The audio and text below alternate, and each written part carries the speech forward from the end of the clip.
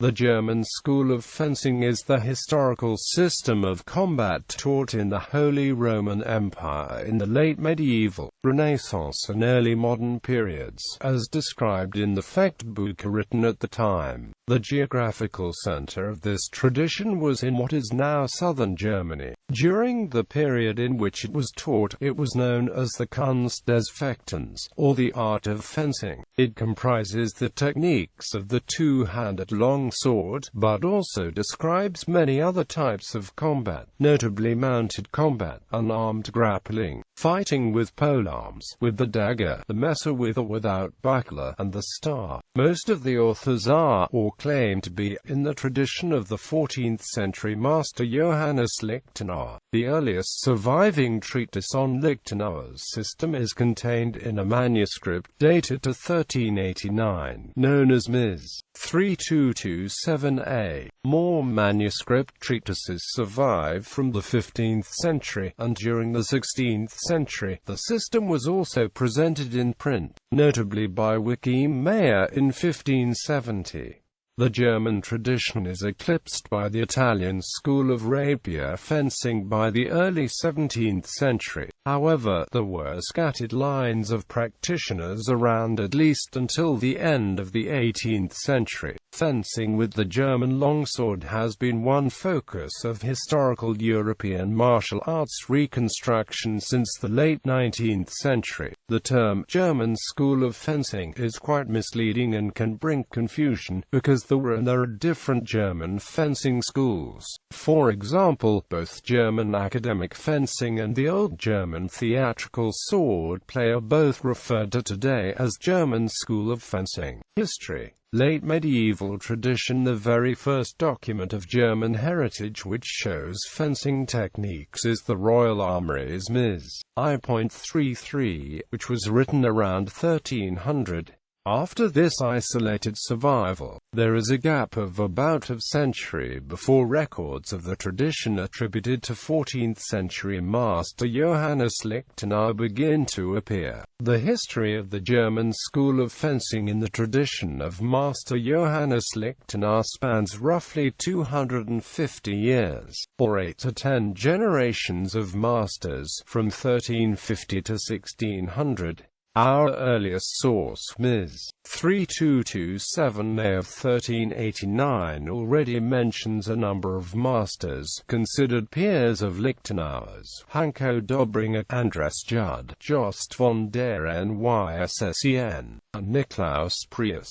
Probably active in the early 15th century were Martin Hunsfeld and not Judd, but sources are sparse until the mid-15th century. The mid-15th century marks the peak and decline of the Society of Lichtenauer, with Peter von Danzig, Sigmund Ringich and Paulus Karl. Karl's contemporary Hans Talhofer was possibly involved with the foundation of the Brotherhood of St. Mark, who enjoyed a quasi-monopoly on teaching martial arts for the best part of a century, from 1487 until 1570.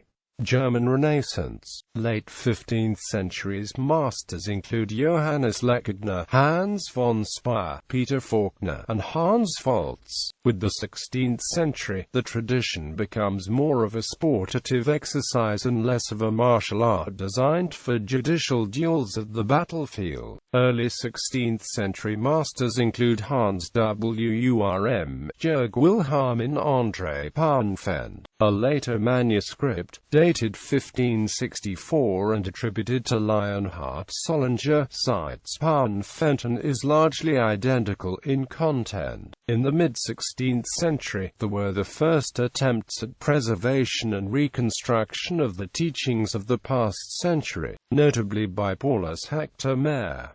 The foundation of the Federfechter in 1570 at Vienna falls into this late period. The final phase of the tradition stretches from the late 16th to the early 17th century, with masters such as Joachim Meyer and Jacob Suter. Decline of the German tradition. In the 17th century, rapier fencing of the Italian school becomes fashionable, with treatises such as Salvatore Fabrizi's and the German tradition. falling into disfavor as old-fashioned and unrefined among the Baroque nobility, was slowly discontinued at the noble fencing schools. The rapier had the advantage that it could be worn to the current clothing and fashion at the time, when long swords were seen as too big to be worn along. The author Jean Daniel Lang writes in his book, Oerlich und grundliche Erklärung der Adelichen und Ritterlichen freien Fechtkunst, from 1664, that a big sword is very dangerous in our times because it is more hard to carrying around with the clothing than a smaller thrusting sword which could easily be worn. He also writes that it is possible to kill a man who is armed with a gun in a short range when he stands close to you with the help of the rapier, because of the highly effective thrusting techniques, which will save your life rather than the slower cutting of a bigger sword or a saber. You may even be able to kill him before he can take his gun out of its holster, before he can make the first shot. Lang also writes, you can hide your rapier well under your mantle and thus avoid any provocation in public. A long sword may cause problems and excite enemies, but Lang also pays tribute toward the Marxbrüder and says their art is truly a knightly science. It must be preserved for the coming, yet unborn generations.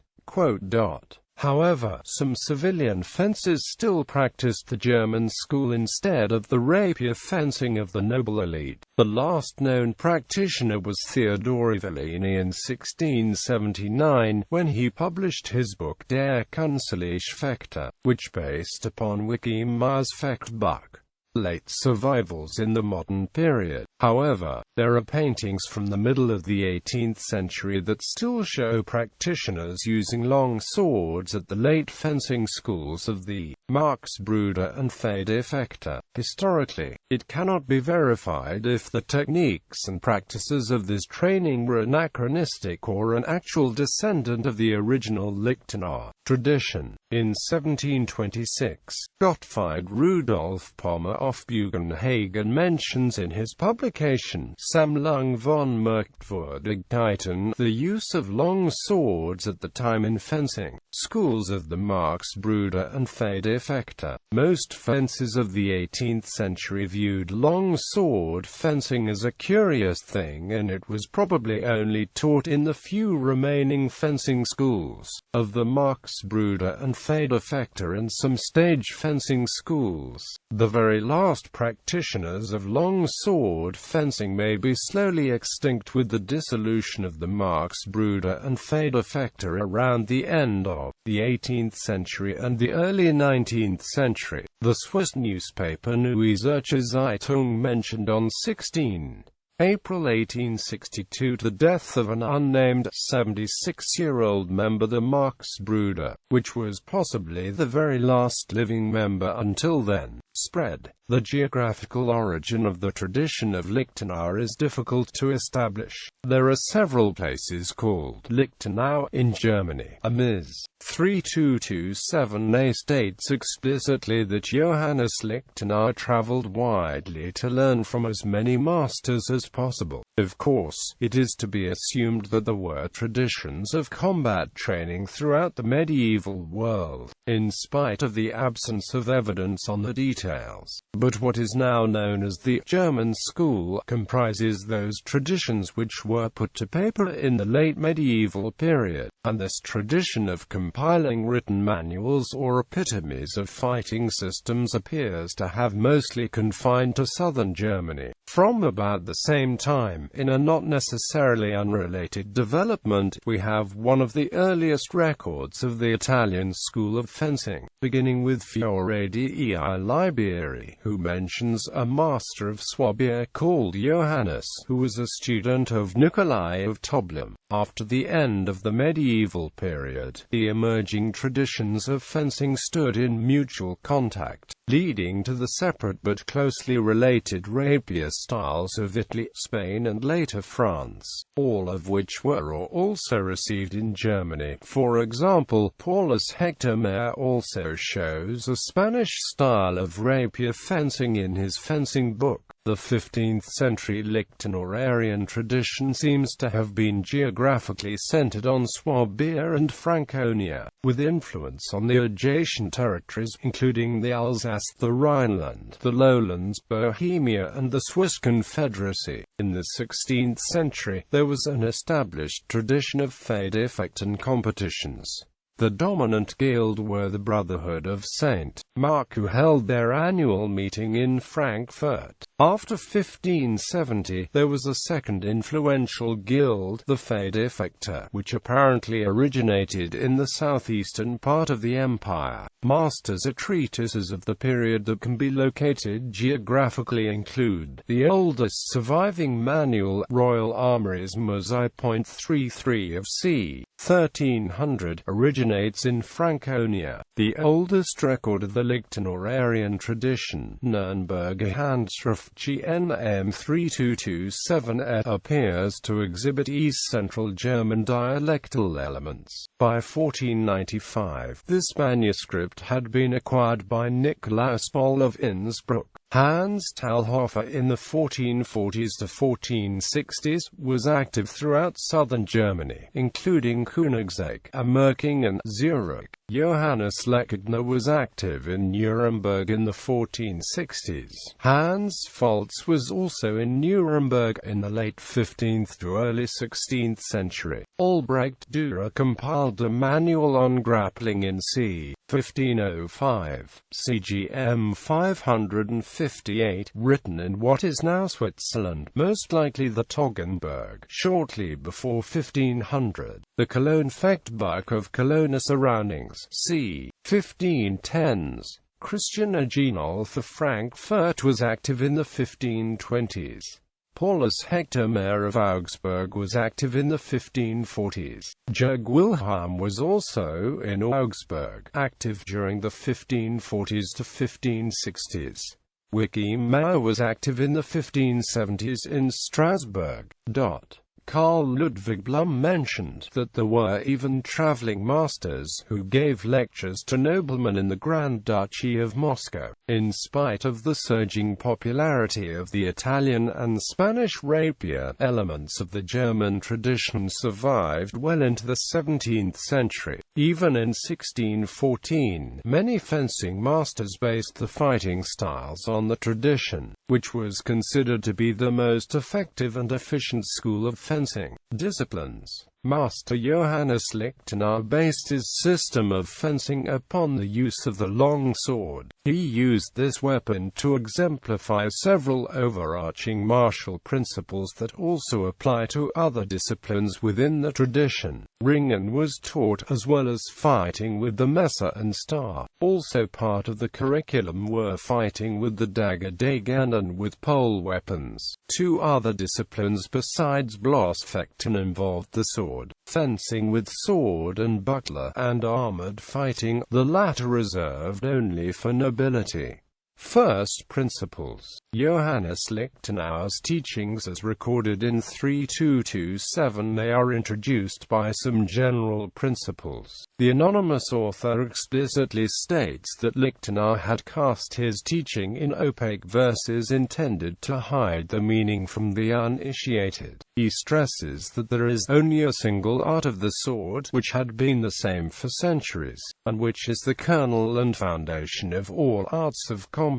The principle of taking the shortest and most direct line of attack, disregarding flourishes or flashy parrying techniques. The difficulty of explaining techniques in words, and the importance of direct instruction and intensive training. Offering the aphorism that exercise is better than art, because exercise without art is useful, but art without exercise is useless. The importance of footwork and stance, and of correct distance and speed of motion. The importance of taking the offensive with a fixed plan of attack.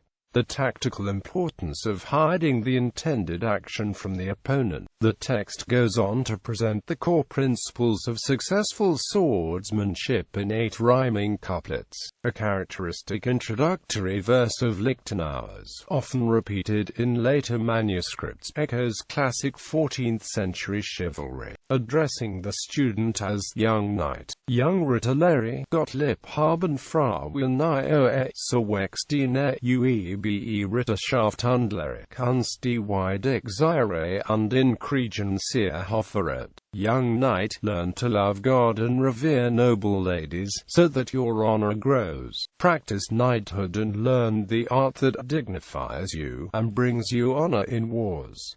Unarmored longsword. The principal discipline is unarmored fencing with the longsword, at the basis of the system of 5 master hues or hidden hues from which many masterful techniques arise. 12 chief pieces that categorize the main components of the art, and 5 words dealing with concepts of timing and leverage. At the center of the art lies emphasis on swiftness, as well as balance and good judgment. Vor Noxwalk stark Inders, und den selben Woten Light all Kunst, Meisterlich Neues, und sind die Grundfest und der Kern alles Fechtens CZU. Facade CZU Rost Blossade in Han Werscher. Before, after, weak, strong, Inders. On these 5 words hinges the entire art of Master Lichtenauer, and they're the foundation and the core of all combat, on foot or on horseback, unarmored or armored. The terms before and after correspond to offensive and defensive actions, while in the Vor, one dictates his opponent's actions and thus is in control of the engagement, while in the Nach, one responds to the decisions made by his opponent. Under Lichtenauer's system, a combatant must always strive to be in control of the engagement, that is, in the Vor. Strong and weak relate to the amount of force that is applied in a bind of the swords. Here, neither is better than the other, but one needs to counter the opponent's action with a complementary reaction. Strength is countered with weakness, and weakness with strength. Inders means meanwhile or interim, referring to the time it takes for the opponent to complete an action. At the instant of contact with the opponent's blade, an experienced fencer uses feeling to immediately sense his opponent's pressure in order to know whether he should be weak or strong against him. He then either attacks using the Vor or remains in the bind until his opponent acts, depending on what he feels is right. When his opponent starts to act, the fencer acts Inders and regains the Vor before the opponent can finish his action. What follows is a list of technical terms of the system. Range. Some of the later practitioners of the German school of fencing started to use the term Mensur in the 17th century to explain the different ranges of the art of fencing. Weit Mensur. The attacker has to make 2 footsteps to reach his opponent with his weapon. Mittler Mensur. The attacker has to make 1 footstep to reach the other combatant with the blade. Nahe Mensur. The attacker can cut or thrust his enemy without having to make any footsteps. Enge Mensur. The attacker and his opponent are so close that they are able to reach the other person with the hands. Most of the wrestling techniques can only be used in the close Mensur. Basic attacks. Lichtenauer and other German masters described 3 basic methods of attack with the sword. They are sometimes called Drehwunder, 3 wounders, with a deliberate pun on 3 wonders. Hauen, hews, a hewing stroke with one of the edges of the sword. Oberhau, overhew, a stroke delivered from above the attacker. Mittelhau, middle hew, a stroke delivered from side to side. Unterhau, underhew, a stroke delivered from below the attacker. Stechen, stabbing, a thrusting attack made with the point of the sword. Abschneiden, slicing off, slicing attacks made with the edge of the sword by placing the edge against the body of the opponent and then pushing or pulling the blade along it. master hues called 5 hues in 3227, later hidden hues, and in late manuals master hues. These likely originated as secret surprise attacks in Lichtenauer's system, but with the success of Lichtenauer's school, they may have become common knowledge. All 5 are attacks from the first phase of the fight and long range, accompanied by triangular stepping, Zornhau, Roth Hue, a powerful diagonal hewing stroke dealt from the vom-Tag guard that ends in the Wechsel guard on the opposite side. When a Zornhau is used to displace another Oberhau, the impact and binding of the blades will result in the hue ending in a low hanging at the center of the body. This strike is normally thrown to the opponent's upper opening. Crumphy, crooked hue, a vertical hue from above that reaches across the direct line to the opponent, traveling left from a right position and vice versa. The motion of the blade resembles a windshield wiper. Crumphy is almost always accompanied with a wide, diagonal sideways step. The crumphy breaks the guard ox. Sverchau, or Twerhau, thwart hue, a high horizontal hue, with the short edge when thrown from the right side and with the long edge when thrown from the left side. The Sverchau breaks the guard vom-Tag. Schiefhau, squinting hue, a short edge hue dealt from the vom-Tag guard that ends in an upper hanger on the opposite side and usually targets the head of the right shoulder. It is basically a twist from vom-Tag to opposite side ox with one step forward, striking simultaneously downwards with short edge. The Schiefhau breaks both the Flug and Lang and ORT guards and can be used to counter hue against a powerful Oberhau. Scheitelhau, part hue, a vertical descending hue that ends in the Gardalbe. This hue is dealt to the opponent's upper openings, most often to the opponent's head, where the hair parts. Through the principle of Überlaufen, overrunning or overreaching, a Scheitelhau is used to break the Gardalbe. Guards, basic guards vom-Tag. For the roof, a basic position with the sword held either on the right shoulder or above the head. The blade can be held vertically or at roughly 45 degrees. The word tag is often translated as roof, ox, a position with the sword held to either side of the head, with the point aiming at the opponent's face.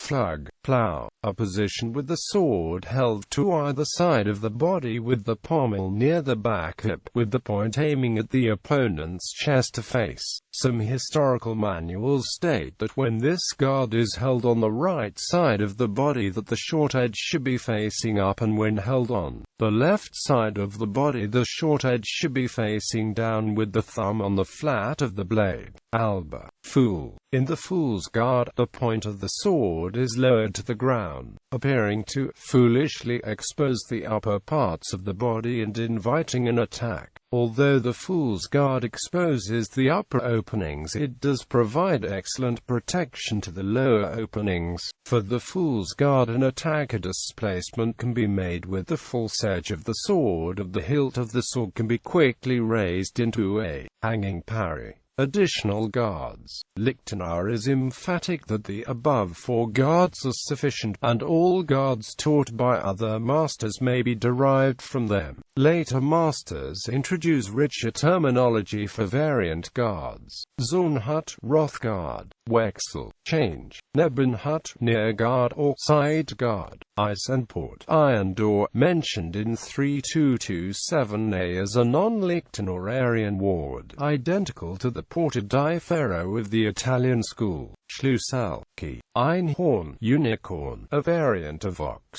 Schrankhut, barrier guard. The following are transitional stances that are not properly called guards. Hängetort, hanging point. Crown. The sword hilt is held out about head height with the point up. Kron is used at the bind and is usually a prelude to grappling. Langort, long point. The sword point is extended straight out at the opponent. Many of the cuts pass through this transitional guard and it is the natural ending of a thrust.